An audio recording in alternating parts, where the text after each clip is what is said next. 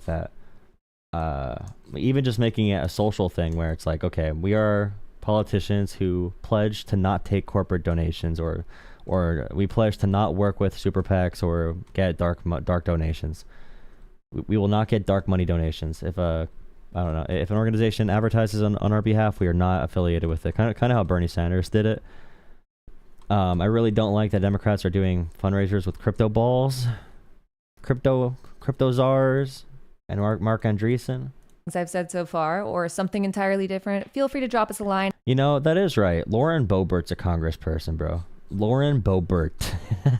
At hello@capreillinois.com. I do read them. I am trying to get back to as many as I can, but there are a lot. Now, the most common question I got was, why don't you live in the district? And I am not trying to hide this. I talked about it in the Rolling Stone article to other outlets, but I want to make sure I have a very clear, thorough response on one of my platforms. If you aren't aware, this is a map of the Chicago area districts. I'm trying to represent the 9th one, which is right here. And this is where I currently live. So basically, my partner and I had to move to Chicago on very short notice last year, and we picked the first decent furnished apartment we could find.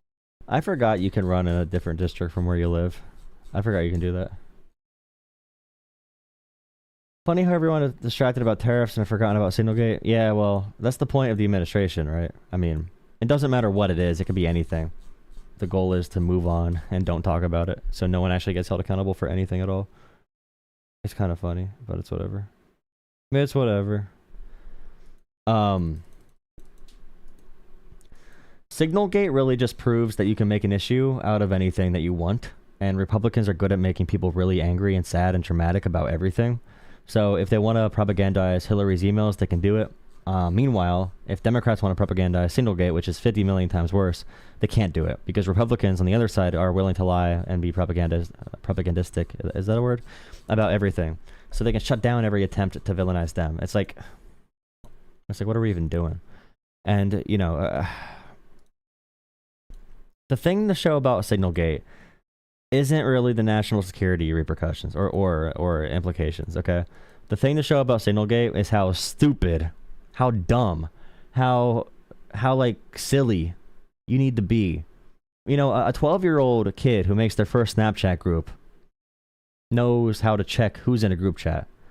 You know, throw away the illegal parts of it. Throw away that it's easily, you can easily compromise Signal if you're a foreign government, and compromise U.S. intelligence and therefore the safety of U.S. citizens and troops and intelligence and whatever. Throw away all those facts. Think about how dumb you need to be, how incompetent you need to be. From this administration that talks about DEI and how DEI prevents incompetence, that they're gonna throw out DEI.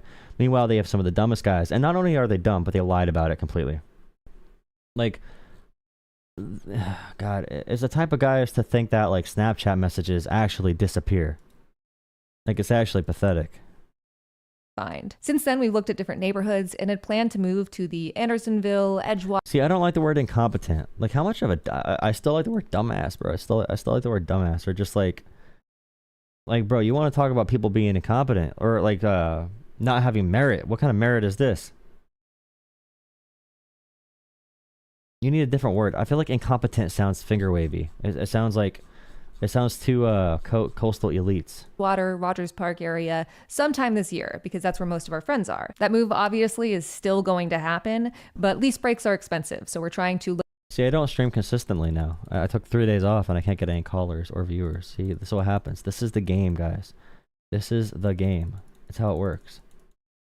Democracy is dead. Okay, stop being dramatic, bro. Democracy is never alive nor dead. Democracy is only alive if people maintain the system.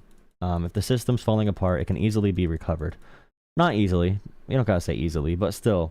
All of our institutions and norms were norms, okay?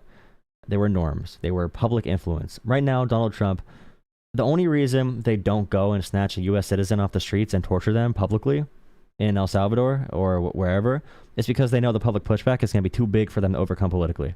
They're going after visa holders or they're going after brown people who they can say are MS-13 because they know that society is going to look at them and not enough people are going to care that they're violating laws to go after them. Public consent matters. That's why voting matters, because voting shows public consent. And we assign value to voting. So if a politician gets voted out and denies it, that's going to be frowned upon by the society. People are going to be protesting, and therefore there's power in the vote because we say there is. There's only power in these systems if we say there is power in the systems. There's only power in these systems if you have a belief in the system. That's everything. There is no magical. It's not a video game where you go out of bounds and you respawn at the beginning and start the obstacle course over again. There's no natural laws. There's no magical aura keeping us in this position. It matters that we need to maintain it as much as possible. But right now, many Americans are we're very disconnected from what things are and what things can be, and how painful things can get when things do fall apart. Which is why I think someone like Trump can win. Someone like Trump can only win in pretty easy times when the country's doing relatively good, but there's still enough problems to villainize and a mental health crisis.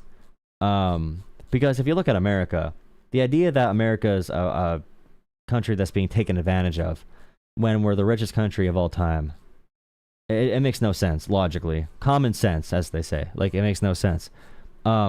People are not happy with the way money is distributed, but the same individuals who will say, I'll pay 20% tariff, I'll pay 20% tax, the largest tax increase to working class people in the last 100 years, basically. I'll pay that. Those same people will go crazy if you try to tax the ultra wealthy more. And they'll somehow be mad about, yeah.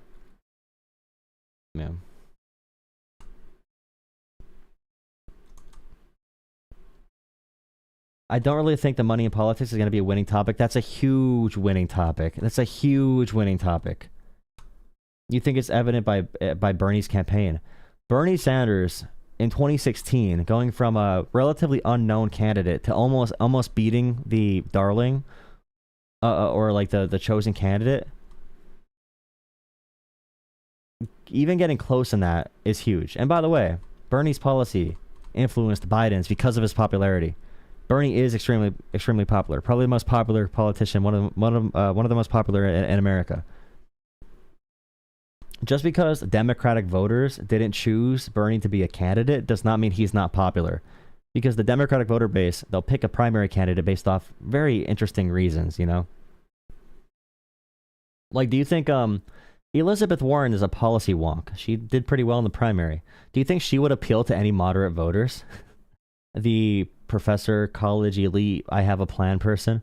Like, do you think she would have appealed? She did appeal in a Democratic primary, but she did not appeal in a general election format. She would not have. Not nearly as much. Running against money in politics is a huge topic. Most Trump supporters think Trump's against money in politics.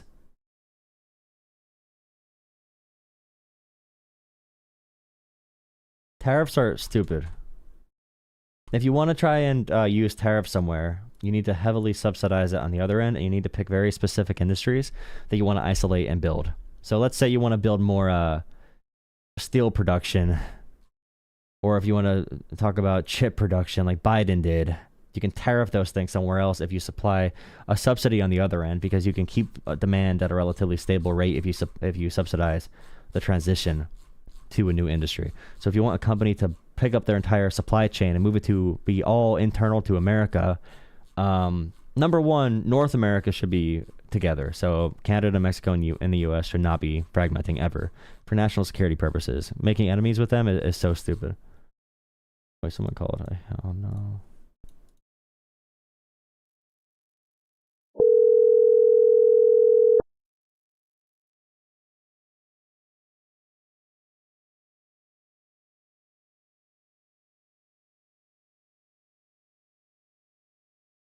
Hello? Hi, this is the YouTube. What's up?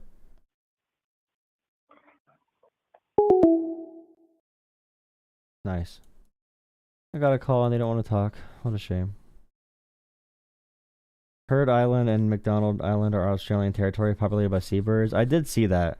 That's really interesting. I'm happy Trump is tariffing no one. It's a beautiful world we live in, right? I love this world. Trump brings it up. He refers to it as the swamp, basically not even addressing the money in politics. But you have to look at the moderate voters. I could care less what a far right MAGA worshiper believes. Okay, I love them. Okay, I want them to be de-radicalized from their cult. But we care about moderate voters and Republicans who will listen. There's a big segment of the population, which is who calls into my show largely, who will never change their opinions on anything. But the voters that can move do care about money in politics. And if someone really took it to task and ran on money in politics aggressively, there'd be a big shift. But no one does that because Democrats do take a lot of money from big donors. It's very true. Are Democrats 1 million times better than Republicans on the issue of corruption and antitrust and, being against the monopolization of big companies buying up all the small businesses and all the entities and every share in America that they can? Democrats are much better on that topic. Republicans are literally making corruption more legal. But Democrats can't really talk about being completely anti-money in politics because they do still take money, so it doesn't seem genuine, or they can't really run on it because they need that fundraising. So I think that's a big issue with how the party runs right now. What percent of the GOP actually listens? Though we don't care about the GOP politicians. Who cares about them? They're all actors. We care about the swing voters in the middle. We care about the so-called centrists, moderates, or driving up turnout for voters that would care about you. But we can't tariff them? Why not bring a chip factory here? Because if you crash the economy with a executive power national emergency act, then it's not going to matter what industries you have in America because our currency is going to collapse and we're going to be in a Great Depression. And we're not going to have any jobs here.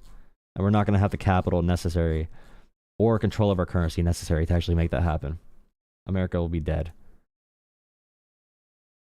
I just can't stand that tariff is now a word that... And I heard ABC talking about tariffs, bro. ABC talking about tariffs? They're like, well, I mean, we have to wait and see how it works. How about Trump today, too? When they talk about, they said, all the tariff numbers are fake, by the way, for the reciprocal tariffs. They're all fake. But they said, Trump was going to tariff at a higher rate, but Trump is kind. Trump is kind, so he's giving them a discount. Trump is kind. So the reciprocal tariffs are only half what they tariff us. It's like all these numbers are fake. But how about the North Korean language, bro? The North Korea type propaganda. He's kind, our kind leader. Hello? Howdy. Hi. Hey, I'm watching your live. What's up? What do you want to debate about? I'm willing to listen. I don't know what's going on in the world right now. I'm in Dallas, so what I've seen so far, nothing much. Okay, do you watch the news? No, not at all. I don't listen to the news because most of them are mostly fake, respectfully. Okay, what can we talk about then? Well, I voted for Trump, so and the main Yeah, but if you reason don't why, watch the news or know what's going on in the world, how can I talk to you about it? about it? the main reason would be illegals. I mean, illegals are bad down here in Dallas, Texas. So Okay. I mean, other than that and the corona, I think that was bullshit. So Nice. I mean, other than that's really it. You win. I can't debate you. You win. Well, okay, I appreciate that. You win, dude. I don't know what to say. I don't know what to say. What about the have you heard about them sending innocent people to El Salvador labor camps, prison camps? Yes, I've heard about it, but I mean, I actually have a friend that was deported to El Salvador because he was illegal. So, I mean, but then again, he was arrested for distribution of marijuana. So So the other issue than right that- now is like, for example, an ICE agent will see someone and they'll have a tattoo with like an Air Jordan logo, and because they have an Air Jordan logo, they say he is definitely a member of Trinidad or Trinidad, whatever the name is, and also MS-13 or whatever gang, and they ship this person with no due process to be in permanent slavery, life in slavery in El Salvador, And yeah, I think it's pretty bad that they're, sending innocent people to El Salvador to, be beaten and be forced to be in slavery. I mean, my friend, he had laugh now, cry later on his neck, and they thought he was an MS-13. So if you actually think about it, a lot of the gang members have laugh now, cry later. So it kind of makes sense. So the tattoos they're talking about, especially for one person, there was a professional soccer player with a Real Madrid soccer tattoo. They said that was gang affiliated. There's no evidence with any researcher that they use sports teams for these gangs in Venezuela. So the actual researchers that are from Venezuela know there's not tattoo identification like that. Someone with an autism awareness tattoo because his son or his brother has autism, 15-year-old brother. That person was also sent to El Salvador, and they just don't give a shit. They just send people that are brown in a cage, and they put them in forced labor, and they laugh about it. But it's hard because you don't really hear about that if you watch. Like, I mean, Joe Rogan talked about it once, but it's hard to say. I do watch his podcast. I mean, Joe Rogan brought it up once, the other day, but it's pretty shitty, and they're laughing about it. Like they're sending innocent people into lifelong, like I said, it's forced labor in El Salvador. So like a deportation would be, okay, you're from a certain country, we're gonna send you back to the country you came from. But this is, 10 times worse. It's much different from a deportation because they'll take someone who's from a different country. They'll essentially, these ICE agents will say, that guy looks like a gang member, and we're just going to say he is because we think he is, and put him in a cage with no due process, no proof, and not deport him back to a country, but they're going to basically kidnap him and send that person without any actual due process to a forced labor camp. And I think that's really bad for any American and any person at all. If the feds have the power to make a accusation and have that stand, the feds should not have that much power, in my opinion. Yeah, I mean, it's. I'm completely against the government. I hate the government. I mean, Dallas doesn't have the best government, so I completely agree as far as government wise. But I mean, as far as all of that, then I would say just mostly do backgrounds. Other than that, I don't know. Yeah, but that's the big thing is they're avoiding the actual law, and they're arguing they don't need to have any background or do any research or any due process. There's one person, he survived electric shock torture in Venezuela and came through a legal port of entry. He did it all the right way through legal asylum. Did everything right, went to every checkup with ICE. But they just took him one day. They just took him one day and sent him to El Salvador. And now he's going to be in a labor camp his entire life. Probably going to be beaten to death and starved as he works for free. And ripped away from his family. And he came to America, to be safe and seek asylum the right way, the legal way, to add to our country. He's someone that believes in American ideals of freedom and liberty and justice. And this government just rips that person out of here and laughs about it. Like they said, whoops. And, they said they have no responsibility at all for what they did. And like, you have to realize if there's no process for that, if someone comes up to you one day and says, hey, you look like a gang member, and put you in a cage and send you to El Salvador, under that standard, they can do that, and that's why I'm saying we need to pay attention to that and push back against it. I know Joe Rogan talked about it a little bit, so hopefully he keeps talking about it. Yeah, definitely. I'll keep in touch on that. But I mean, I have an uncle that went through the process of citizenship, and now he's working at Kenworth, and he's been working at Kenworth for 35 years. So, and he still has yet to be taken. So that's what doesn't make sense. So, well, it's not going to be. They don't have enough agents to go after every person, but the big point is just like they're going after. They want to abuse power, so they're going after individuals in society that they don't think anyone else is going to feel sympathy for or like stand up for. I mean, I don't have sympathy for people that are violent and break the law. But we're not talking about that, right? We're talking about like, okay, is someone who's being sent to into slavery, did they actually do a crime? And if there's no proof of that, then thank you for the donation, Rita. Thank you. Yes, you do rock. Thank you for the catch-up donation. Thank you. I appreciate it. Very nice. But yeah, that's the issue though. I hear Republicans keep on saying over and over again, like, how dare you defend these gang members and these violent criminals? Like, no, bro, like, no one's defending violent criminals. We're defending one thing this country is founded on, which is due process. Because like, if every person needs due process. Because if every person doesn't have some type of due process, and there's different levels for like immigration court versus a visa holder versus green card versus a citizen. There are different levels to it. But if they don't have due process, then no one does. Because how do they Yeah, prove if you're a citizen or not, or prove if you're a criminal or not? So that's just an issue I would definitely keep on checking I up on. having an ID and having a social security would be a way to prove it. No, I'm talking about like sending them to El Salvador because when you send them to El Salvador, it's a concentration camp essentially. Like you are sent there, they No, shave your yeah, head, you have to work in yeah. slavery, and you die I have there. a Like friend that's they there. yeah. So it's like a really, really terrible system. So that's like overkill. And we need to make sure that we don't want any innocent people at all being sent there.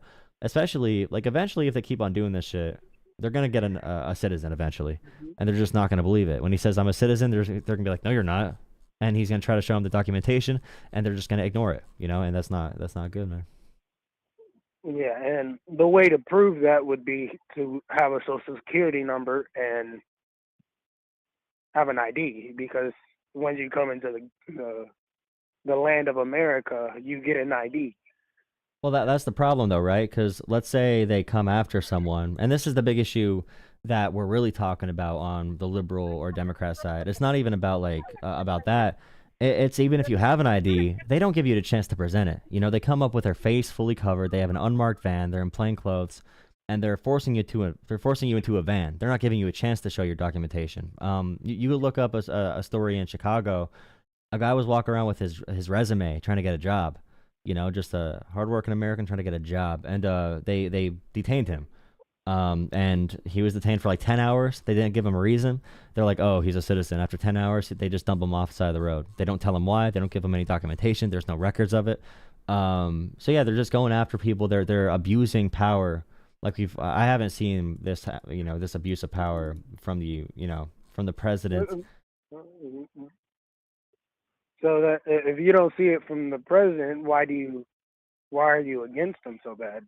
No, I'm saying like I haven't seen this from any other. I mean, he doesn't. I don't even think he's awake, to be honest. I think he's in the same position Joe Biden was in, but 10 times worse. Thank you for donation, Sri, on Venmo. Thank you so much for $15. Thank you, Sri. But yeah, no, Trump is gone. I haven't heard Trump make a clear point in months. Holy crap, he just wandering around today, just like Biden. Him and Biden could have a fight playing shuffleboard at the retirement home. Well, I'm if it came down to that, I'm pretty sure Trump would whoop his ass if it came down to that. I don't know. Hey, I Trump can swing a golf club, but Biden can ride a bike. Which one is more athletic, do you think? Barely.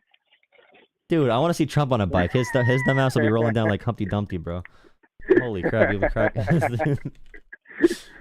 Well, alrighty, bro. I'm about to hop off. I appreciate it. All right, appreciate the call. I will say the main reason why Republicans don't really like to talk to liberals or Democrats is because most of them think that they're always right and they can't be talked to. So I appreciate us going back and forth civilly. Yeah, I appreciate it. I've never heard a Republican think they're right. By the way, they all just like admit they're wrong. Whenever I'm just kidding. Yeah, but thank you for the call, man. Have a good night. Yeah, for sure. You too.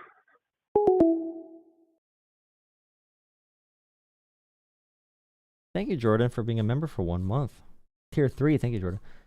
Hey, guys, did you know that the average person spends about 6 months of their life waiting for a red light to turn green? 6 months! That's actually kind of crazy. 6 months staring at traffic lights. That actually is pretty, pretty interesting. Wow. The deep state makes us to do that, right? Howdy. Hello. How are you? I'm okay. How are you? I'm good too.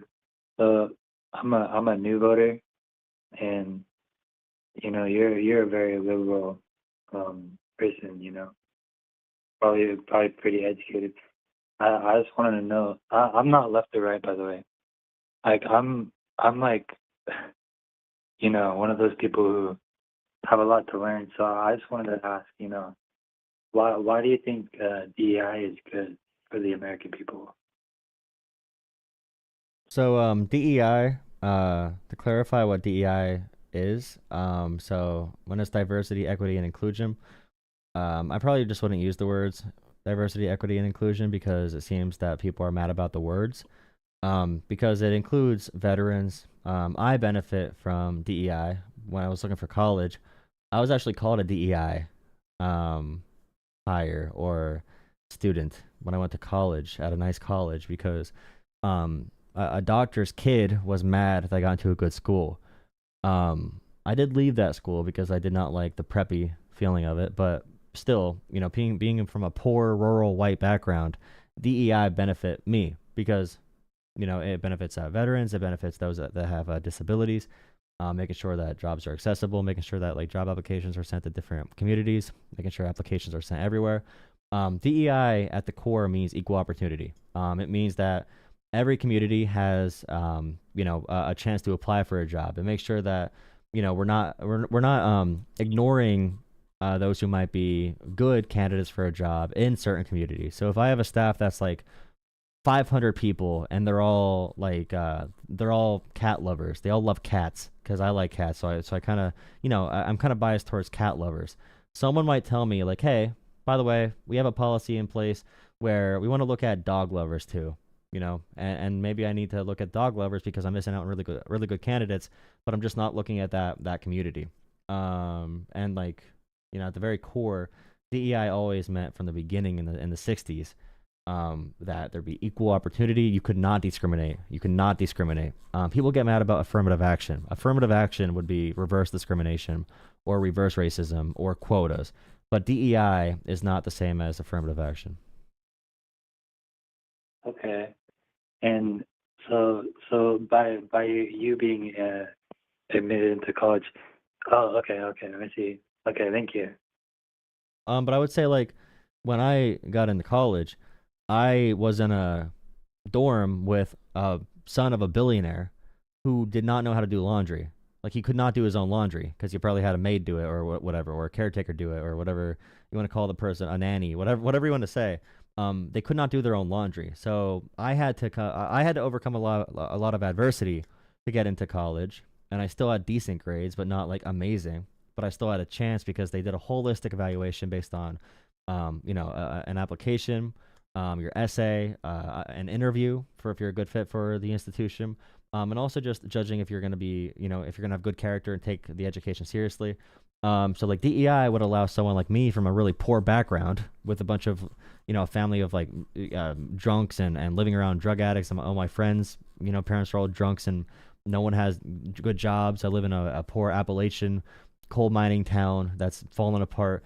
It gives me the opportunity to go and compete at these universities where the classes are dominated by those who have very rich parents who get automatic high SAT scores because they had $50,000 worth of tutoring, and I can go and outperform them. I outperformed tons of students at these colleges that had better test scores on paper, but because they looked at me as a person, and it is it's going to be up to luck for a lot of people. But looking at someone as a person can tell you a lot more if they had to overcome adversity to get where they are. It's kind of like judging a person as well. Often, I think it's good for society to judge a person on how high they can jump versus how high they can just reach. If you watch basketball, it's really impressive to see someone short dunk, but if you're a 7'5" guy, it's like, okay, you could dunk, but what else can you do? Okay, so you're saying the DEI benefit to those who are in poor communities and instead of like the color of their skin? Yeah, so like if you look at DEI policy and like funding, I'm pretty sure for like black people, for example, less than 10% of total DEI programs go to black people. Most of DEI goes to veterans and those with disabilities. Then you have class and then you have race. So like within DEI, you have so many different groups and women can be involved as well. And like I said, if you're a straight white poor guy from a rural area, there's also DEI programs that go to, people from those backgrounds as well. Okay. So what if you're a straight white middle class male, and you let's say so many middle class people they have enough money to get them into college and get them through a couple of years, but they're not rich enough for their parents to pay, but they're not poor enough to get those DEI scholarships and, you know, all this financial aid. So what about that, you know? You know what I mean? I mean, personally, I would have it on a scaling basis. So as much as possible. So like even with like welfare or whatever entitlements or whatever it might be, whatever social safety nets, I would have a gradual period of coming off it. So I'm pretty sure like financial aid programs already do this, unless if you're, you know, if your family makes a ton of money, which if they do, if you're separated from them, you can also apply for different grants if you're separated from your parents, for example. But let's say that someone who's poor, let's say tuition's $80,000 a year typically, and a poor person can get $45,000 off their tuition through financial aid and a scholarship. But like 30,000 is financial aid. You know, someone who's poor might get 30,000 in financial aid. Maybe if you make more money, you'd get 5,000 per year versus whatever amount of money. So like my ideal program would probably look like that on a scale, and try to do holistic admissions, and try to do interviews, and a lot of it does come down to who fits better, you know, better on a campus. And like when we talk about DEI policy, I also want to stress that different private organizations and companies and campuses can make their own programs for this kind of thing. Most of the complaints I see people have is a random consulting group that a company hired because they want to avoid accountability for actually like maintaining a healthy workplace. But as far as the governmental policy goes, what Trump did when he got in office, he used executive order to pull back civil rights protections from the 1960s, like the Civil Rights Act. He did not repeal that, but things that came along with it, so such as if you're a federal government contractor, if you're working for the federal government, it was a rule that you had to not discriminate based on age, or not really age, but race, religion. Age does. There is a point where age does. You can't discriminate, but it depends on what range you're in. Yeah, but accessibility, you can't discriminate based on sex. You can't discriminate based on race or anything or class. And Trump repealed those initiatives, calling them DEI. But those, when it comes to like the federal law that Trump's getting rid of, that is just to do with equal opportunity employment. But if a random, I don't know, if a random college or a corporation decides to do a DEI policy or affirmative action or quotas, that is outside the realm of what the government has ever mandated, if that makes sense. Yeah, okay, I see. Thank you about that. I was just wondering because I hear on the internet there's a lot of speculation about what DI is. So thank you for teaching me. Yeah, I appreciate it. If you have any other questions, feel free to call in. And these are very complicated topics. There's never, you should be afraid of anyone that says this is the answer in 10 seconds. Because I'll tell you all that stuff I understand about it. And then I'll say we need like 10 more conversations to get this fully down. So anyone that says this is wrong, this is bad, kill it in 2 seconds, that person's probably just being a politician. Okay. Yeah, thank you. Thank you so much. All right, thank you. Have a good one, man. All right, you too. All right, we'll do at least one more. I gotta sleep, guys. I gotta get sleep nowadays. Thank you for all the donations, guys. Thank you for all the support, guys. Really appreciate it. Yeah, if you want to donate, Jolah Politics on Cash App and PayPal or Venmo, whatever. Appreciate you guys.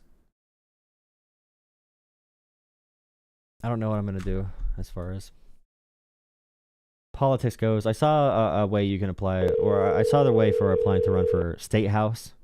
So it's like between State House and hello. Hello. How's it going? It's good. Wait, who is this? What? It's the politics, man. What's up? Oh, it's Jolah. Hey, Jolah, what's up? Yeah, it's Jolah. Yeah, that guy. Hey, it's Azarant. How you been? We haven't talked in a while. I've been alright. How about you? I'm all right. You know what I just did for the first time tonight? This is only slightly on topic for politics, but I just downloaded TikTok and was like, all right, let me check it out. Dude, what a heinous interface. What an absolute piece of shit. Like, it was designed by a homunculus with a reading disability.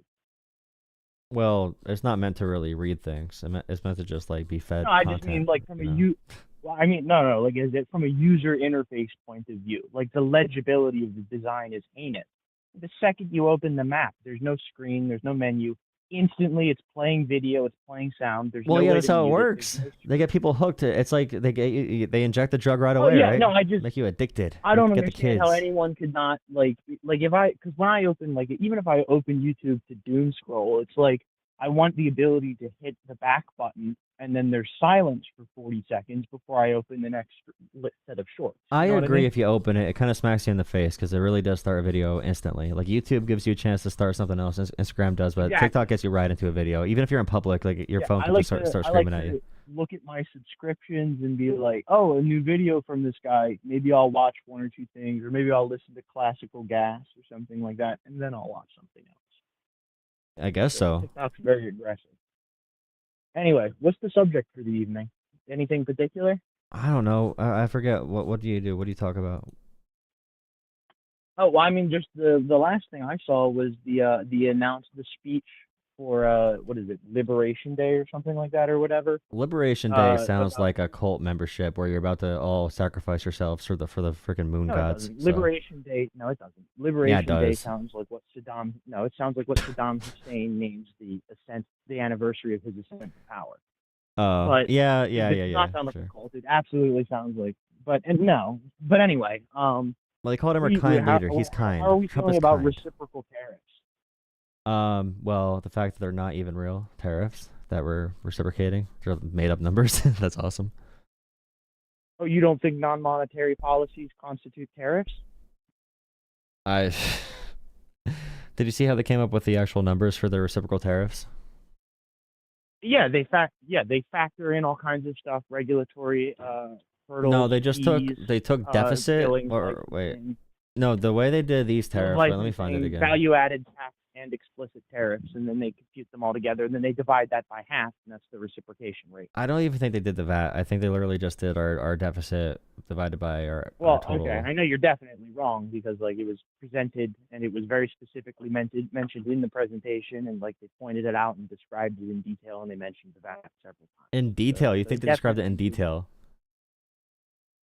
I mean, considering that, it was a speech, like a press conference, yes, that is quite a lot of detail to just give as a speech on the lawn or something, to go into that much detail about a program in that context. Yes, that is. Okay, why are we quite a bit of taxing those random islands outside of Australia at 10%? Because the minimum tariff was also set at 10%.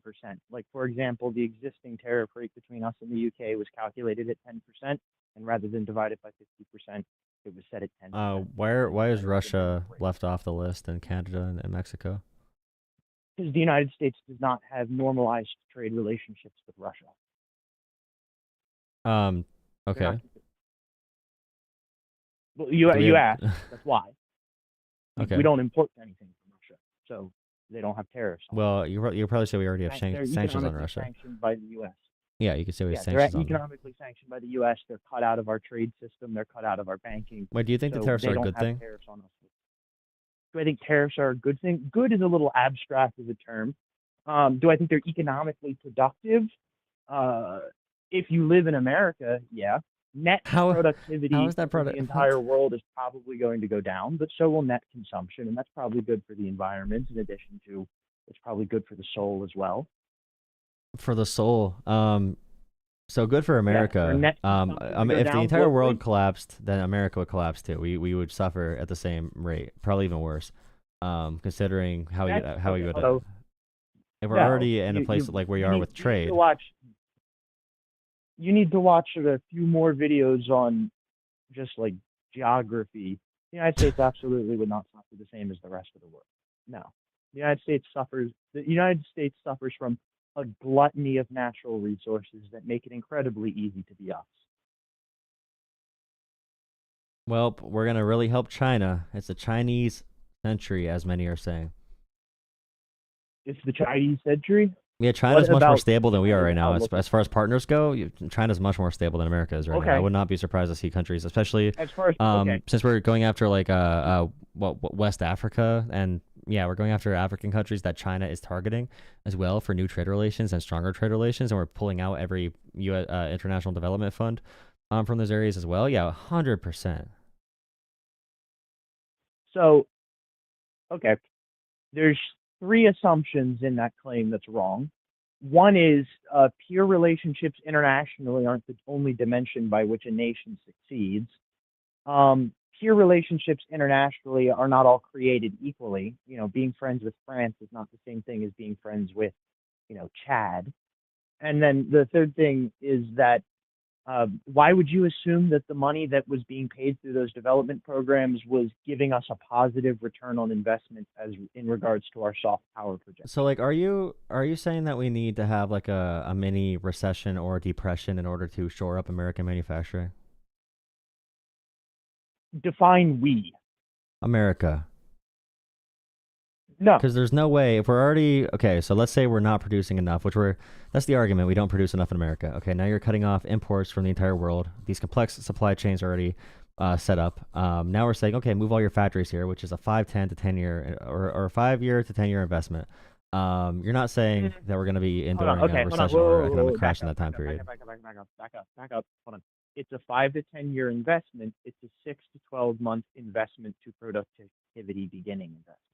So it's 5 to 10 years for your investment to make its return. It's 6 to 12 months for your investment to start producing usable, consumable goods. No, like That's for a the company rule. right now, they're making 5 year or even 3 year, 5 year, 10 year investments on where to set up supply chains. These are very complicated things. So having a president be a dumbass and use national emergency powers to do tariffs, which are already probably illegal, and not even Congress. That's not official U.S. policy. He can do it. He could change it whenever he wants to. He's probably going to whine it or wheel and deal random exemptions on whoever can slide him enough money in Trump coin.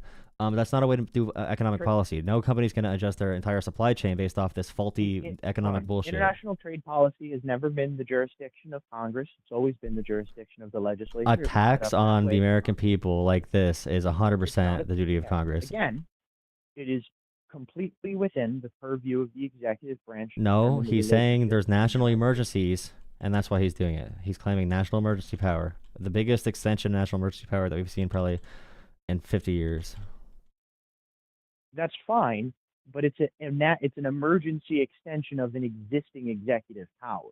To negotiate our relationships with foreign nations is the sole purview of the executive branch. Congress isn't involved. He could negotiate, but that does not include. So, like trade deals, for example, you can talk about trade deals. No, it does include. There's nothing that it doesn't include. It does include. He has universal, unilateral, sole authority, except the power to make war with everybody internationally. Are you saying that, like, if you have a supply chain for, like, what is one thing Trump wants to return to America? Cars. Okay, so like if you have a complex supply chain set up somewhere, and by the way, if I was talking about shoring up, a supply chain for American national security, I would not start at cars ever. Holy shit. But regardless, okay, to move those huge supply chains, that is a 5 or 10 year plan. Again, no, it's you not. probably start off with base level manufacturing for mining for precious metals. Also, I talk about medical supplies as well. We don't make pharmaceuticals here as much as we could. We make those in largely countries like Denmark. I start off with things like that, which are truly necessary. Cybersecurity platforms, probably green energy as well, which Biden tried encouraging. We are. But Trump is like killing those grants for the Inflation Reduction Act. He's killing those initiatives. Okay. Do those grants provide a positive return on investment? Yes. Your claim is that the Inflation Reduction Act and the fiscal policies of the Biden administration produce a positive 100%. If you think the tariffs provide any economic benefit, then you need to say the Inflation Reduction Act does as well, because you're talking about incurring economic depression for no reason. What is the economic benefit of the $17 billion that were spent not building broadband in the central United States? I'm not talking about the broadband. I think there's too much government regulation and red tape around that system. And by the way, that is a corporate problem as well, because corporations negotiated that to be as ineffectual as possible. But broadly, supporting green energy is 100% a worthy measure in America. That's why China's investing in it so heavily, because they know what the next name of the game is going to be.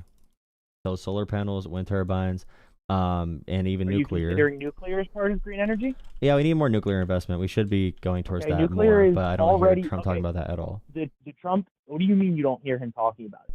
I do not hear him talking about it, no. Pro-nuclear. No, you are lying. The Donald I want to Trump see campaign is the actual reinforcement I of will nuclear send you energy 8 and nuclear YouTube energy videos being of him encouraged screaming for at rallies about non-AI. nuclear reactors. I want nuclear energy for not just AI plants and private investment. I want the American people to be able to benefit from this as well, not just Google and OpenAI and Elon Musk so they can steal our data. So, okay. So developing the industry to build small nuclear reactors to serve niche technical needs like high energy laboratories and data projects is not going to support the long-term power generating baseload infrastructure of the U.S.'s ability to develop nuclear power. I mean, you were just saying it's a 5 to 10 year turnaround for something as basic as pharmaceuticals and basic industry. You're telling Do you me think that cars you're are basic? unsatisfied. Hold on, you're unsatisfied with the trajectory for nuclear power because it's too focused on small and modular designs. No, there's no government policy and we need focused to on it. There's no focus on- government policy encouraging it. I'm talking about government policy encouraging it. I'm not talking about private investments and waiting for them to come around. We need national priorities.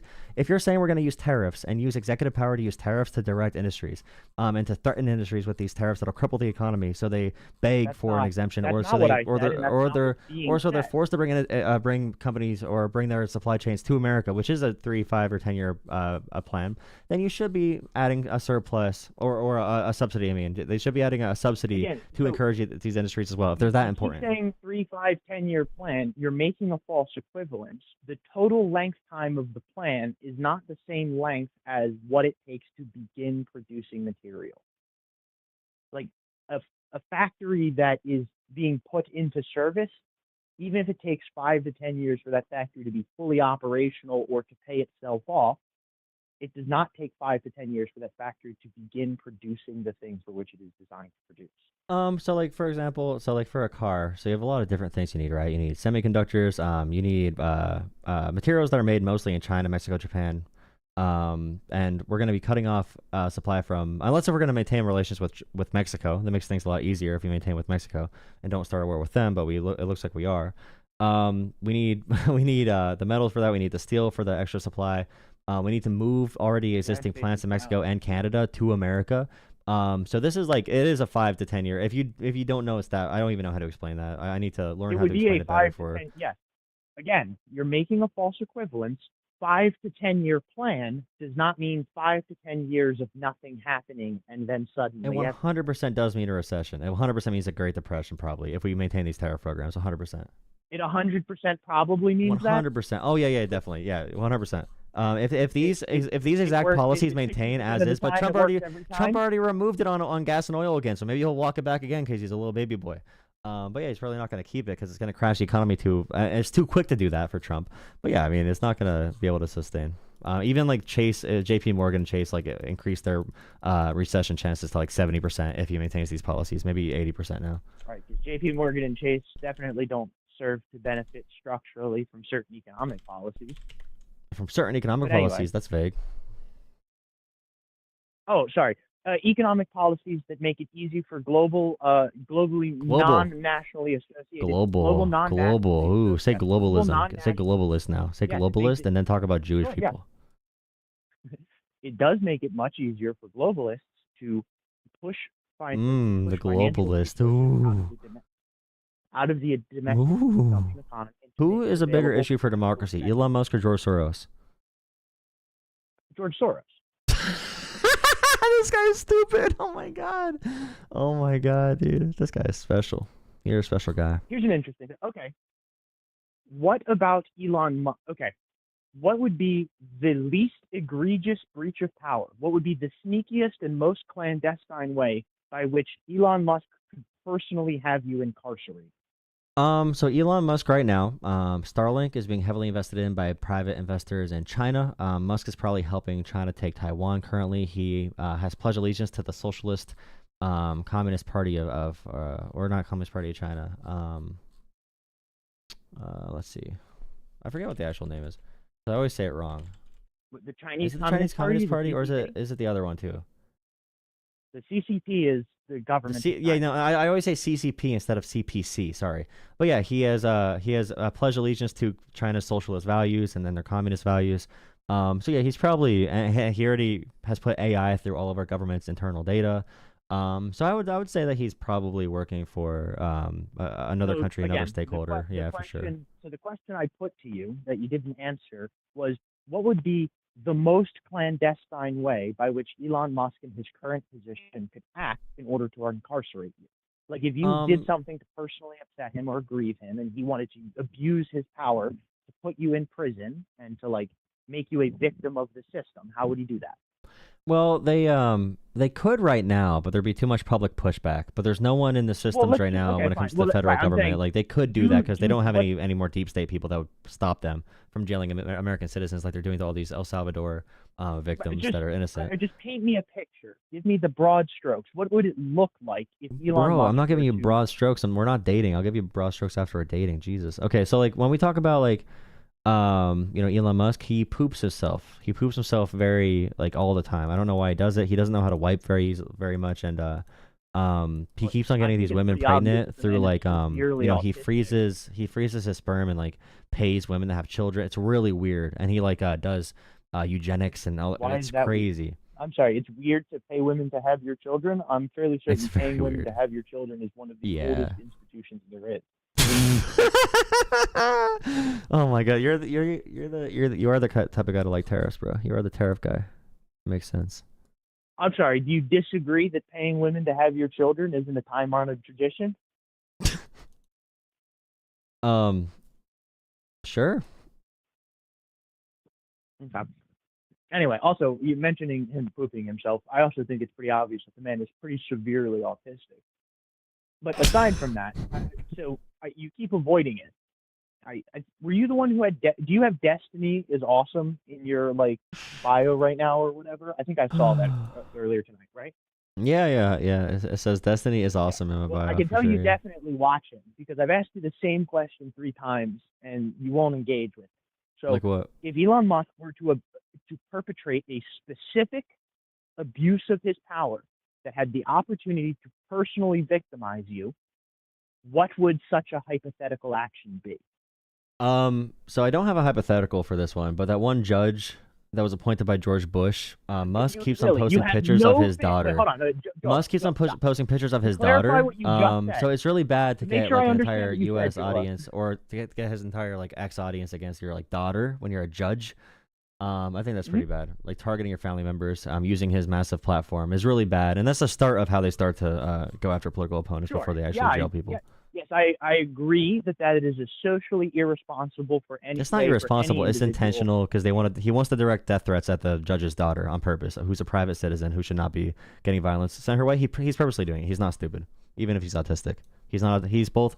He can be both autistic and smart. And that is sure. That's it. Sorry, when I said socially irresponsible, it's a detestable way to behave. Yes, I think that's a completely detestable form of behavior. But again, the question was, if Elon Musk was going to abuse his power in order to undermine your civil liberties, which civil liberties would they be? How would he do it? And let's make the assumption that he's trying to get away with it. I can see them going in. I mean, it depends on like Elon Musk himself as an entity. I can see them going through like voter rules before people vote and like deleting names off it, which is what they're trying to do with like Trump's executive order. That could be a big violation of rights. Essentially removing the right to vote. And right now, like crippling Social Security, and like missing checks for the first time, that can get people killed. So I mean, targeting that. Missing checks for the first time? You think this is the first time Social Security has missed a fucking check? At this rate, yeah, 100%. At this failure rate, 100%, yeah. At this wide scale. You mean that an outage that coincides with the issuance of payments is relatively rare? No, like right now there are issues tied to Doge, and there's also like a 15-hour wait time when you call it because they cut all the workers and there's no one to keep maintenance on the website. And the system sucks right now, and people are missing payments for the first time in their lives. Well, that's not true anymore. And some people are known as dead. There was a 27-hour outage of all Social Security network services, but it was restored the next day, and payments which were missed were reparated within the week. So, I mean, I don't know what you're talking about. The Social Security site has been fixed. It was down. It did suffer a major outage, and it did miss payments as a result. There was a whole press conference about it. They discussed how it happened. They discussed the connection to the underlying maintenance issues. Also, he just They're lies pretty about so transparent much. Like about when he lies about like there was $1 billion survey for the national parks, or there were people over 150 years old getting payments, or there's kids getting payments who shouldn't be, and there's illegals getting payments. He's lying about all of that. I think that's terrible because people will That's a sound lie. stupid. Hold on. So you're saying that Elon Musk has published specific numbers about the precise, like, audited records, and you're saying that he went on public television and lied in his capacity, and he got everybody in his he got everybody involved to lie. yeah, that's what he does with like Tesla for sure. Yeah, so it makes sense. And hold on, and the claim is that those numbers came from a specific, verifiable, incontrovertible internal source. So not only that, Trump's but he own Social named the Security way that he would- administrator, Trump's own Social Security administrator debunked Elon Musk's claims. Yes. Which claims? About By the way, the don't old think that people we've gotten getting away from the payments. question you still haven't answered. The old because- people getting payments. I'm bringing up real things he's actually doing in the world. You sound like Destiny trying to bring up dumbass You don't think hypotheticals that there are for people everything when over we the could be age talking of about real 150 examples. registered on Social Security. They're not get. There's no one over the age of 120 getting payments. We know that for a fact. Okay. That doesn't mean that those aren't continued to be marked as active, registered, available to be used. Yeah, or no, to be there's brought no in. one. There was no one over the age of 115 marked I'm as going to getting double payments. check you on the Social Security Administration debunks Elon Musk. That's a If you think that's actually happening, you just paid attention to politics yesterday. Hold on. Oh, you're talking about on March 24th, Michael Astrew, who is not Trump's Social Security Administrator, but is the formal Social Security Administrator from the George Bush era. That guy, who on March 24th did a statement. That's the news article you're lying about? The one that I just Googled and it immediately told me that you were full of shit? Here, let me find it. Because I can see all of the news articles from the Associated Press dated from Oh my 5 God, days ago dude, that are about you just exactly invented the topic damn of internet. You everything. just invented the They internet. inter- Holy shit. You invented the internet. Oh my God. Okay, so here's a report from February, AP News from, what's his name? Lee Dudek. Lee Dudek acknowledged recent reporting of people over the age of 100 getting benefits. The reported data, people in our record are not receiving benefits. The people who don't have a date of death are not receiving benefits over this age. He's confident in Doge, but he did say that there's not people getting benefits over that age. Dudek. It's So the they're not COBOL being programming paid out software from that was Social- confusing. okay. Again, people being paid out from Social Security is not the same thing as your Social Security number still being That's all available. that and matters. When Musk is still repeating that to this day, he's trying to Okay. make it sound like That's there's people getting also- hold payments on. who should not be That's from Social also Security not because he the- says there's waste, fraud, and abuse. That is not waste, fraud, or abuse. That's- They just don't clean up the that's records because also there's no not- reason to. Also, Social Security insurance and Social Security disability insurance are not the only mechanism by which having an active Social Security number entitles you to receive benefits from the government. The most common example is actually Medicare. There was recently a thing about this exposing how illegal immigrants would be issued Social Security numbers as part of their asylum process. And they would be used to register Medicare benefits. And because the Medicare system was invented in 1990 something and hasn't been updated since and doesn't talk to the Social Security system, all it does is check, hey, does a valid Social Security number exist? And if the system says yes, then Medicare says, oh, good, Social Security number, all good to go, everything checks out. No further verification takes place. That's how people who are illegal immigrants are able to get Medicare just because they have a Social Security number.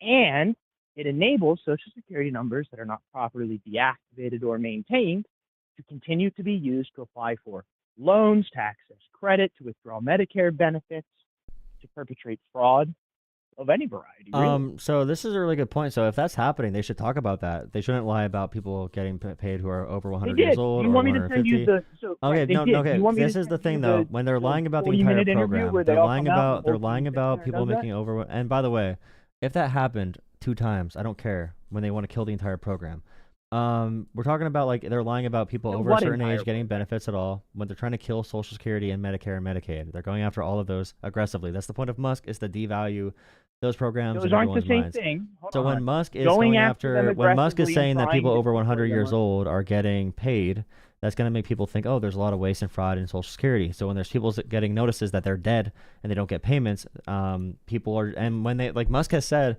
that all the fraudsters are going to be the ones complaining the loudest when we take off their payments. It's like, no, it's going to be the people who are struggling. So they're setting up a scenario where they can cut people off Social Security, and they're trying to dehumanize the people on it so they can do that without getting any political repercussions. The same with like Elon Musk showing the numbers of immigrants who have Social Security numbers. That doesn't mean they're getting benefits. The numbers he shows at all these dumbass press conferences are the people with numbers who are paying taxes. That shows nothing on who's receiving benefits at all. No. You don't necessarily pay taxes just because you have a Social Security number. You get a Social Security number issued and assigned to you, validated and instantiated whenever you go through the process where you get an administrative. So when you cross the border illegally, if you get caught, it's a felony or a misdemeanor. But because of an order from the Biden administration, they were instructed to release them all, catch and release, with what's called an administrative citation. And then the administrative citation has a court date that they're supposed to show up to where they hear their asylum hearing. As part of that process, the person is assigned a Social Security number. That doesn't mean that they necessarily work or pay taxes. In fact, they're not eligible to work. Having a Social Security number does not mean that they're entitled to work. It also doesn't mean they're getting benefits. While they're here illegally, waiting for an asylum hearing, then they are working illegally. It's a crime for them to do that. So the claim that these people are just paying taxes is fucking nonsense. And even if they are working and paying taxes, that's an income and a tax revenue that could be coming from an American. Nothing you said at all debunked anything I just said at all. Yes, it did. You made the claim No. that those Social Security numbers of illegal immigrants represent tax-paying people. What No, I said is it does not represent. What I said is the major claim is that they are getting benefits. The numbers do not show, because when Musk shows it, he's like, look at all these illegals on the benefits. No, it's them having Social Security numbers with the intention of, okay, we give them numbers so they can be taxed, or we give someone an ITIN to be taxed. No, so but when Musk says it, he's saying it to make Americans think that there's illegals getting all these funds when that's not what's happening. But Musk is saying that to intentionally lie to people and distort the data. I send you the hour and 20-minute long form interview, and then I send you the timestamp of the part where they discuss actively going through and cross-referencing. So You know what? I actually don't care. I'm a propagandist. That guy's not a real voter. No real voter is going to be that stupid. I'm not talking to anyone. I'm not talking to anyone that doesn't sound like an actual voter anymore. That's my new thing. I'm not talking to any internet people that know who Destiny or Hassan is. Hello. Hello. Hi. Okay. Okay. Just what? Oh. My life Yeah, I'd like to be able to jump in on this too. Hello? Someone there? Okay. I'm listening to the podcast and I have two phones. Okay, yeah, give me a call back if you guys are interested in talking a few things. Sounds like, diversity is awesome. Yeah, propaganda is good, okay? Propaganda is amazing. Do not elevate voices that can yell and sound even somewhat correct. I'm just saying, we should be banning people from every platform if they don't like cats. Because if you don't like cats, it shows that you are afraid to be in touch with your feminine side. And if you're so insecure you can't be in touch with your feminine side, you can't be like trusted for good information. Because if you don't like cats, then you're showing your insecurity because you think masculinity is gonna be ruined if you admit that you love it when cats purr on your chest when you're sleeping. You know, when cats all snuggle up on you and they like lick your chin and they like put their butts in your face and they smell and then they like bite your foot. You know, if you can't admit you like the experience of a cat, how can you admit any issue in the world if you can't see these faults in yourself? Like liking cats as a man shows you're able to bypass those arbitrary societal limits that you put on yourself in order to expand and see the world, see yourself in the world as a bigger person, as a bigger version of yourself, a truer version of yourself that you never were able to get close to. So you should ban everyone off every platform that does not like cats, okay?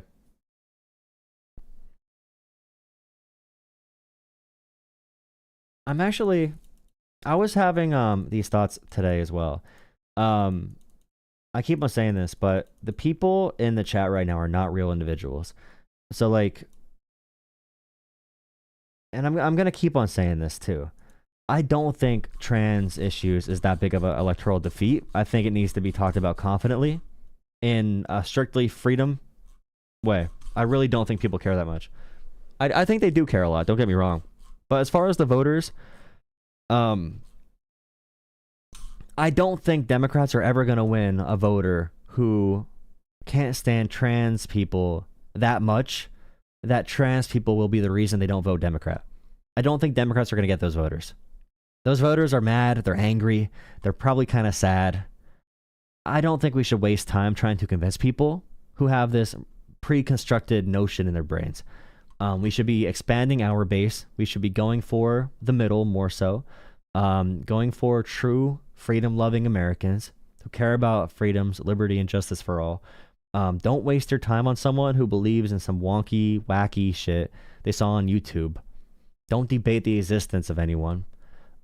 Just make your case for what you care about, how you want to serve people, how you want to organize your community, represent what you want to what you want to like represent, and yeah. Cats are life. I am fake. They feel guilty for being attracted to... I'm real. You may have issues, especially about the trans issues. I don't care. You're not real. You're not a real person. If you like wake up every day, imagine waking up every day. All right. I grew up in a pretty shitty environment. I would never wake up and cry about pronouns, bro. Thank God for the earth around you. Stop crying about pronouns. You talk about compelled speech. Why do you compel yourself to sound like a dumbass every day, bro? What compels you to do that? Compelled speech. I got to use the pronouns. No one compels you to cry about it constantly. For people who don't want to talk about pronouns, for people who don't want to say pronouns, for people who like say trans issues are the worst conversation we can have because it like ruins society. Why do you talk about it all the time, bro? Why do you cry about pronouns every single day? Y'all can't talk about jobs or Medicaid or whatever. You got to talk about pronouns, bro. We're talking about pronouns. Pronouns. We're not talking about policy. We're not talking about hardworking Americans. We're talking about pronouns, bro. Pronouns. You want to talk about pronouns. Not the policy. Not the policy. Not the policy, bro. You want to talk about pronouns.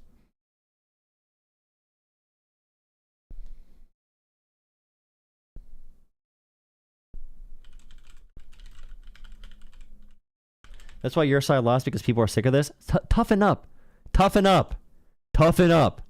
Toughen up. Stop crying. Stop crying. Stop crying. Stop crying. Join us. By us, I don't give a shit what ideology you are. Just stop being a little baby. Talk about issues affecting your community. And if you're offended, if trans people are your number one issue, you're a baby. You're a social media crybaby. I don't give a shit. Like, go cry somewhere else.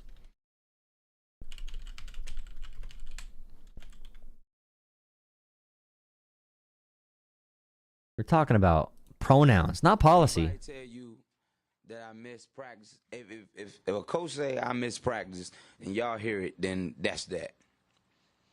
I mean, I might have missed one practice this year.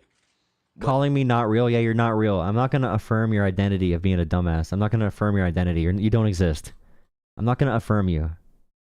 Okay, I'm not going to give you your identity that you're requesting of me. I'm not going to let you identify as a real valid opinion when you just cry about bullshit all day. Like, why would I ever care? But if somebody say he doesn't come to practice, it can be one practice out of all the practice. Yeah, Charlie Kirk would flame me. Yeah, only in a forehead competition, and that's saying something, brother. I got forehead for days, but Charlie Kirk would blow me out the damn water, bro. Charlie Kirk would triple my forehead, quadruple. In fact, it's like comparing the Atlantic Ocean to the Dead Sea. Like, holy crap, bro. Charlie Kirk would swamp my ass in a forehead competition. Holy crap. This year, that's enough. If I can't practice, I can't practice, man. I'm hurt, I'm hurt. I mean, Simple as that. It ain't about that. It ain't about the policy, bro. It's not about that at all. You know what I'm saying? I mean, but it's easy to talk about. It's easy to sum it up. It's easy to talk about the pronouns, but like we sitting here, I talk about supposed to be a pronouns. franchise player, and we're in here talking about practice. Pronouns. Talk about pronouns, bro. Listen, we talking about practice. Pronouns. Not a game. Not a game. Not policy. Not a game. Not policy. We talking about practice. Pronouns. Not a game. Not policy, bro. Not the game that I not policy go out there and that we go out there and fight for to make sure Americans can survive. Like it's my last. Not the game. Not the policy. Practice. We're talking about pronouns. How silly is that, man? How silly is that, bro? We're talking about pronouns, bro. I know I'm supposed to be there. I know I'm supposed to lead by example. I know that, and I'm not shoving it aside, like it don't mean anything. I know it's important. I do. I honestly do. But we talking about practice. Pronouns. Man. What are we talking about? Practice? Pronouns? We're talking about practice, man. About pronouns, bro. We're talking about practice. Pronouns. We're talking about practice. We ain't talking about the game. We're talking about practice, man. When you come in the arena and you see me play, don't you? Absolutely. You see me give everything I got, right? Absolutely. But we talking about practice right now. But it's an issue that you're we talking about practice. Man, look, I hear you. It's funny to me too. I mean, it's strange to me too. But we talking about practice, man. We're not even talking about the game, the actual game, when it matters. We talking about practice. Now, is it possible though that from where he's coming from, if you practice, not you would be better, but your teammates? Yeah, they're pissed right now. They are pissed. They're pissed off right now. It's okay though. Hi. Oh, I didn't see the other chat. Everyone's lurking, hanging out. Yeah, bro. Okay. I don't know what else to do tonight. I'm probably gonna go to bed. Everyone's busy tonight. No, but God, we need a prevailing narrative. I do genuinely believe that most Americans don't care that much about it, and if we had strong leaders, the trans issue would not be an issue. As far as electoral success goes, look at Andy Bashir. Look at Andy Bashir, bro. He ran on trans issues in Kentucky and won in a Trump 65 Trump state. It's able to be done, but it needs to be genuine. You don't got to get into data debates on, what is the data for gender dysphoria. It's really just about making appeals to freedom. And also, like, if a local school board wants to ban a book, you can talk about different books. Maybe we can agree on a book or two that has imagery that we don't want in high schools. But the issue is they use one or two books that have questionable content. They say there's a nefarious, evil deep state pushing this book on kids, and now they want to ban every book in the library. They want to ban books about race issues, about gender, about general health for kids. They want to ban all these books. All of a sudden, one book becomes 200, becomes 300, becomes 400 books. We can have reasonable conversations about books. We can have reasonable conversations about trans people in sports, 100%. But it makes you look unreasonable if you really care about something and another side comes in and does not care at all, and they care in the opposite direction. And they can poison the well, and then they take your reaction, your genuine reaction, and they turn it against you. And they say, look at this liberal, they're offended. At a public school, it's okay for there to be content that some students might disagree with. And I feel that we should protect kids for sure from content of a certain nature, but also we can't baby our kids from the world and what exists in the world. Like, different things are going to come up. If you're a white kid, you're going to ask, oh, why is that person a different skin color? You're going to ask, oh, why is that man with another man? Those are tough conversations if you're a parent. Talking about relationships is tough. There's kids getting pregnant and doing things at, 10 years old, 11, 12, 13, 14, 15, 16.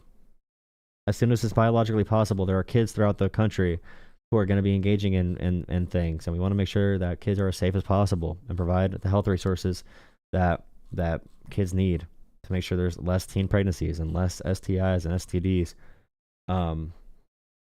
It's not something you can just be authoritarian and completely avoid. We should definitely have guide rails and guardrails and in some capacity, but we can't just shield tough conversations from every arena of life, even if it offends you. It's not a good society to just like thought police and block words and ban words like diversity and inclusion or pronouns or whatever. We should have those tough conversations, and we should not teach our kids to be afraid of those tough conversations. And we could debate on when to learn about different things and how to learn about it. But just like you have discussions on race or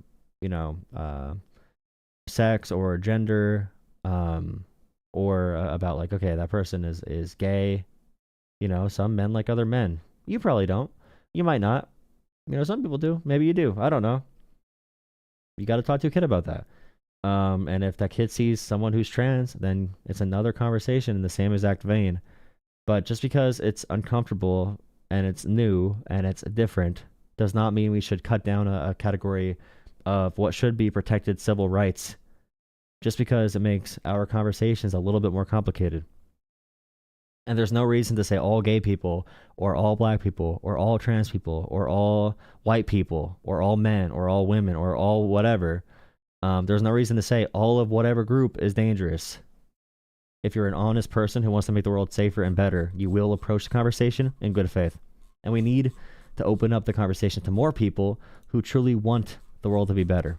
And we need to stop wasting so much time debating in the worst way possible with individuals who simply do not want the world to be better.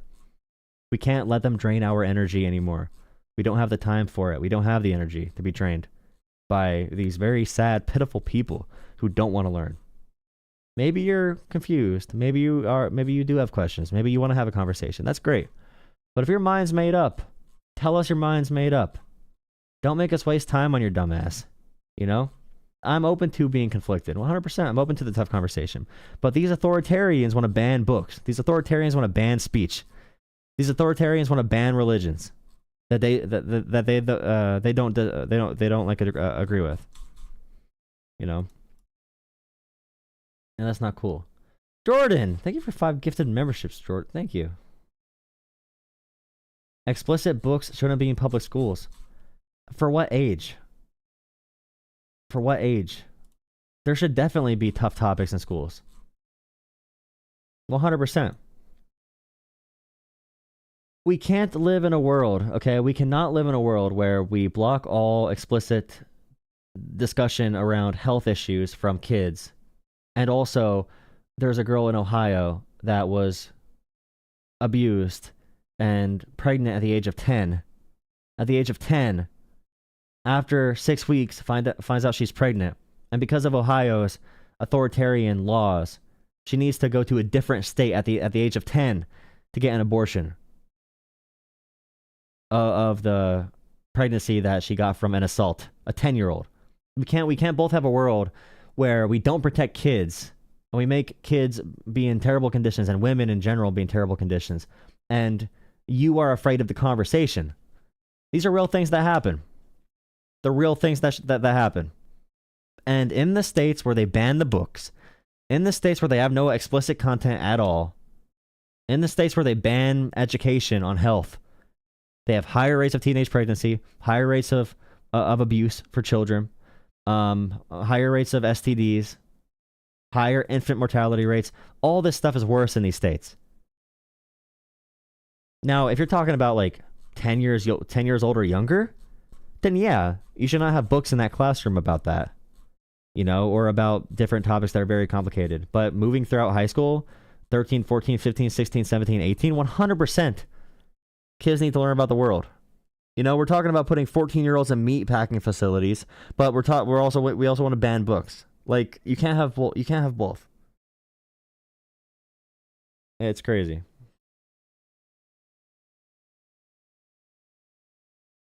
Stop crying. Thank you for the gifted memberships.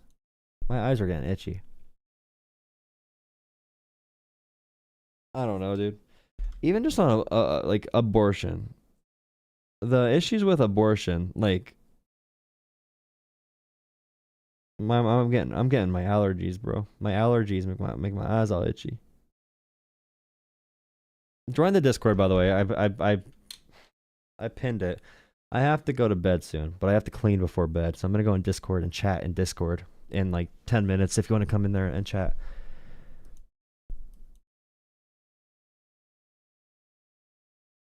You proved my point. You have no clue what authoritarianism is. Who didn't? Authoritarianism is being able to say that someone's a terrorist with no proof and deporting them to El Salvador to be in a forced labor camp.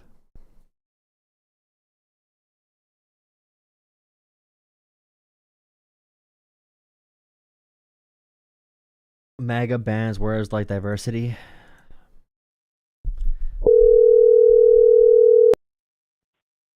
Hello? Howdy, what's up? Oh, what's up, man? I just caught the stream. I actually just wanted to call to say I really support you running for Congress. I really hope you do it, man. I don't know, man. So basically, I'm broke, okay? And you need money to do that, especially U.S. Congress. Now, State House might be more reasonable, but U.S. Congress would be super difficult. And although I would love the opportunity to message on a big platform, especially because I'm in a district that's like 65% Trump, I'd have no chance to win anything. But just having that platform and that microphone is awesome. But yeah, I don't have the money to get it off the ground. So that's the big difficulty about this thing, because these are $1 million, campaigns, and I just don't got that or the super good connections. I know I have the intangibles and the speaking ability and the platform and background. I appreciate it. But yeah, that's a big barrier, man. It's all about the money, man. I feel you, man. I feel you. I'm gonna start going outside and begging for money, bro. Help me run for Congress. I definitely want to run for something. So whether it's State House or whatever, definitely gonna be running for something. I'm looking into all my options, but you have to also imagine, like, U.S. Congress is like stupid, right? Like, anyone that I tell that to is gonna be laughing. Like, why would you do that? Like, you never ran for anything. You're young. But that's also how you can make a good story. And I really want a chance to have that microphone and be able to send this message. Before, I don't know where this country's going to be going. And I just want to talk about how we should want better for our communities, and we should look at each other in a positive way instead of wanting to fight each other all the time. And I really want to send that kind of pro neighborhood, pro people, pro community message. And there would be no bigger platform than running for U.S. Congress, even if it is like a dead run where there's no chance to win. So it's an interesting proposition. Maybe start locally with your town? Nah, that wouldn't be. I mean, see, the thing is, if I'd run, it would need to be like a State House kind of thing, because I would rather just if I'm running locally, I would just keep on doing regular advocacy and support other candidates and door knock and stuff. If I did this, it would be because I want myself to be front and center on a larger capacity than I am now. And I would want a chance to advocate, because I know my messaging is better than most Democrats, and I want Democrats to be able to see that there is another way to message, especially because I come from an actual background. I'm not from like a super rich area like most politicians are, so I understand those nuances, and I think my speaking ability far surpasses a lot of people's. And I don't know, I've put a lot of time into this, but the money and connections, bro. The money and connections is really the big thing. But I am pretty confident if I got in front of people, I'd have pretty good results as far as getting that support. But I guess it's really about putting the pieces together, and it's crazy. It's a crazy world, man. What was the guy? He recently won a very competitive district in Pennsylvania. It was Pennsylvania, right? Yeah. It was like it was only for the state stuff, but still, but people keep saying like Democrats give up too easily on the region. Like, it's 70% Trump. Is that because it's really a hard Trump district, or because the Democrats are like, they've just given up in that? Do you look, the people who live in that area who are Democrats just given up so much they don't even come out anymore? Yeah, I mean, the last candidate for U.S. Congress, I'm pretty sure, is from like San Francisco and moved here and like got their their degree in like or like Hawaii or something. So it's like the stereotype of like coastal elites or whatever. I don't know, if I had enough money, I'd definitely do it because it'd be like, I don't know, just kind of fun too. I mean, hopefully the YouTube channel, and I appreciate everyone's donations and everything. Definitely helps on my way there.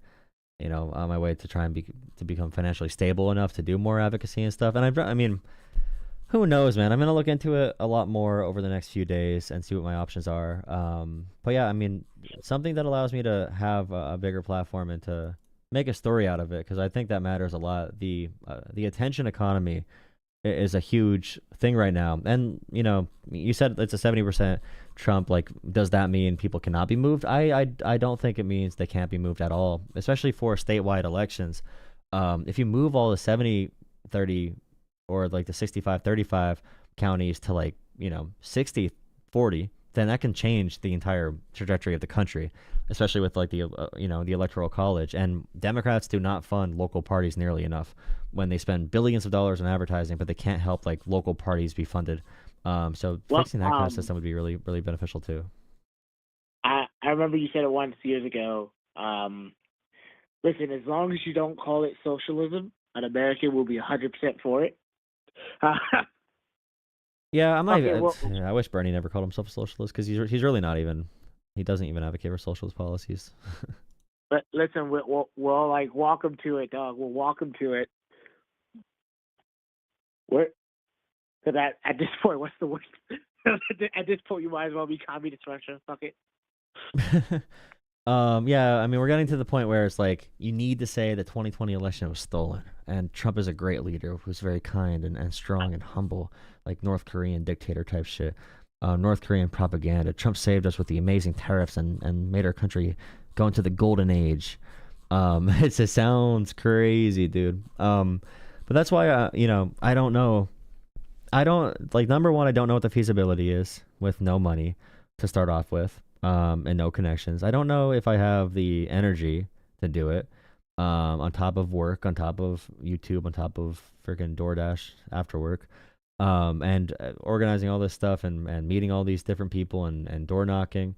So that's a big hurdle. Being able to learning how to file correctly and setting all this stuff up and then actually doing it. Having to ask people for money. I hate asking people for that. Like, as far as like knocking door to door, I don't know. It's kind of crazy.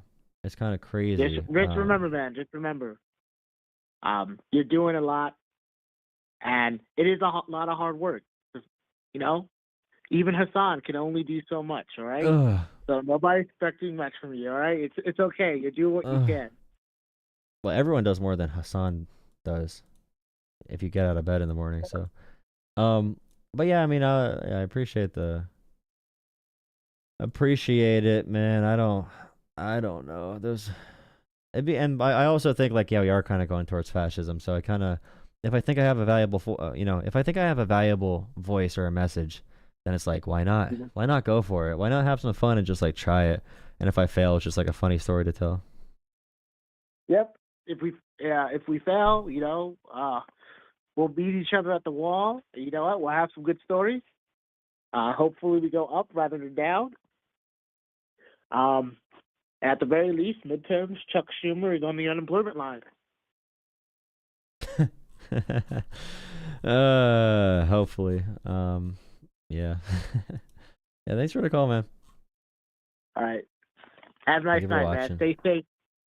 We believe in you. Thank you. We believe in you.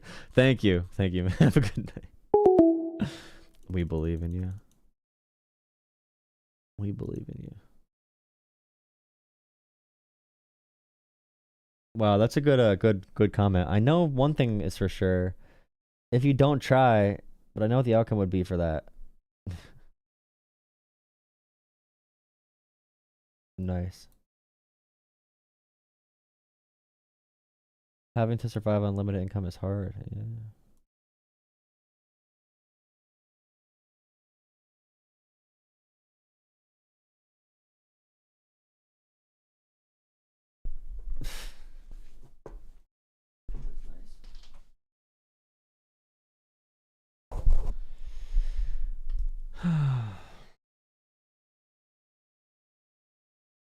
It might be all for tonight. But yeah, thank you guys for all the support. Thank you, Suri and Rita, for the donations on Cash App and Venmo. I'll try to keep on streaming somewhat consistently. I'll be traveling for work again in like 4 days, so we'll see. Try to keep it going. I need to make some propaganda. I gotta make some propaganda, bro. I cry. Okay, drop a like, subscribe. Thank you for watching. All that kind of stuff. Canada caves, you loser. Beautiful. Don't cry, it's their kink. AMC. Thank you. Yeah, good night, guys. I'll probably hop in Discord for a little bit if you want to chat in Discord. Oh, actually, no. There's no one cool in there. Except Kit. And Deafin sometimes.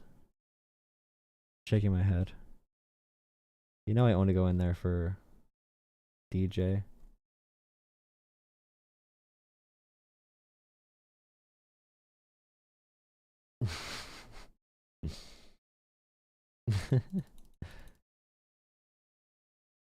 Even Sprig's not there. Thank you, Glenn. $3, thank you. Jesus needs you. Oh, nice.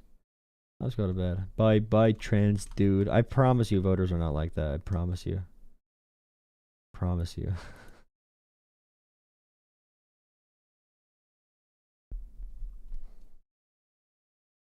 Thank you.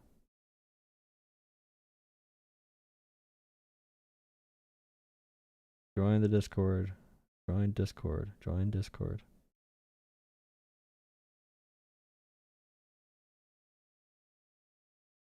Be happy. You can call in tomorrow. Whoever's calling right now. I like that last caller. Being all nice to me, huh? Swing for the fences. If you don't swing, you're never gonna miss. Haha.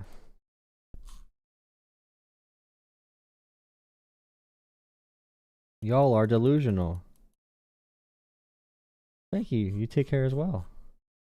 I wish I was dumb enough to win arguments by just like insulting people. You are delusional. I'm gonna start doing that, bro. Someone makes a valid point. I'm like, you are delusional, bro. Why are you saying that? You're delusional. Just like fully gaslight. You're delusional.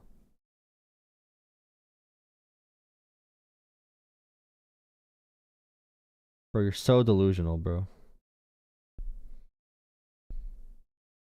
Get some good sleep. I do need sleep. I just drove like 5 hours today, so. And I was exhausted earlier, and I'm still exhausted. Probably getting more exhausted. I do need to go to bed. Thank you for the recommendations. Pre-Congress. Hey, don't. Thank you, Bucky, for $5. Thank you. I appreciate it. When did you make a valid point? Never. You should call in. Actually, wait. Liberty Logic, are you gay? I could see it if you are. You look. Yeah, I could see it. Yeah, I looked at your profile. I'm proud of you. Happy Pride. Happy Pride, brother. Happy Pride, brother. And that is my valid argument that you have to refute now. Thank you, Bucky. Thank you, Glenn. Thank you, everyone. Refute that claim, buddy. Where's your proof? Prove it. 99 viewers, man, you're killing it. Yeah, Greg, thank you for commenting on my YouTube short stream. You're really cool. You're dope. Comment more on my YouTube short stream. Comment more, please. Please.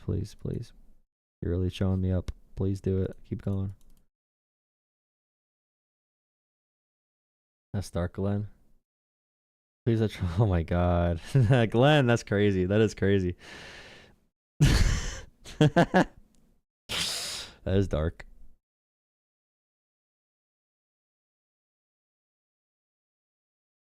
Okay, Jeff.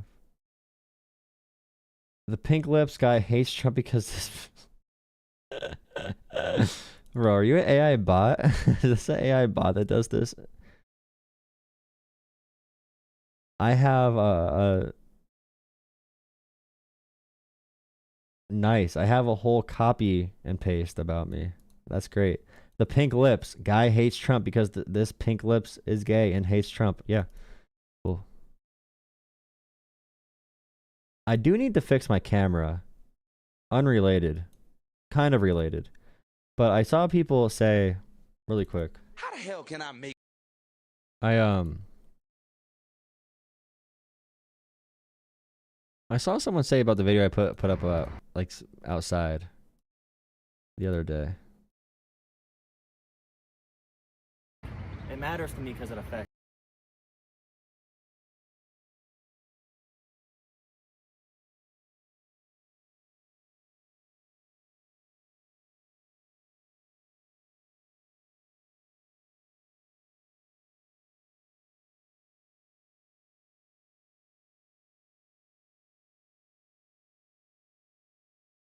That's great.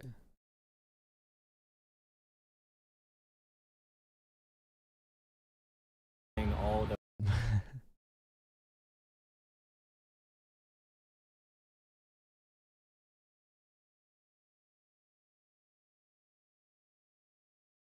the whole contrast is off on this camera.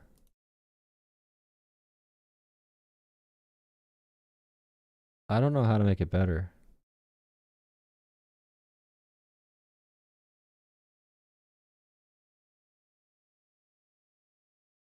I don't know how to improve that. Like when I take the video outside here, someone said I got my camera angle right and whatever.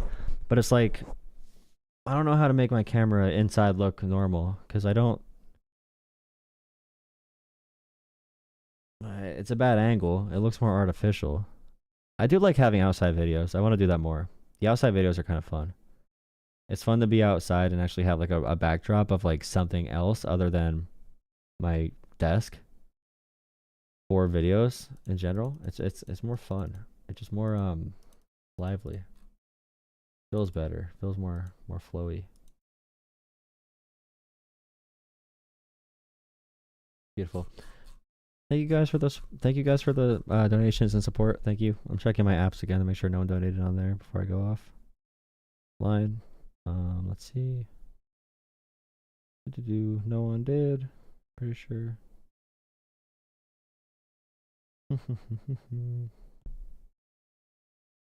All good. All right, guys. Have a good night. Thank you. Thank you again. Wonderful little liberal.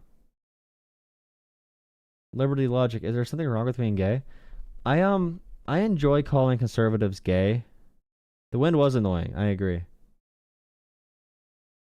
I love calling conservatives gay because they have the same response. Because they go into fake victim mode every time. And I do it for that intent purpose. And I'm gonna keep on doing it so you see what I mean. Because they all do it. It's like, what, is being gay a bad thing? Because they play like that fake little they're manipulators, so like by nature they try to manipulate you. So it's like, you're gay. Like, are you gay, sir? It's like, do you think gay's being a bad thing? Or are you using gay as a slur? Like the one guy said, are you using gay as a slur, bro? You're using gay as a slur right now. You're using gay as a slur. And then he started saying the actual the F word over and over again. He called me the F word, the F slur over and over and over again. Right after that, it's just funny hearing them react the exact same way. What, is that a bad thing? It's like, okay. It's like, okay, buddy. All right, have a good night, guys. Thank you again.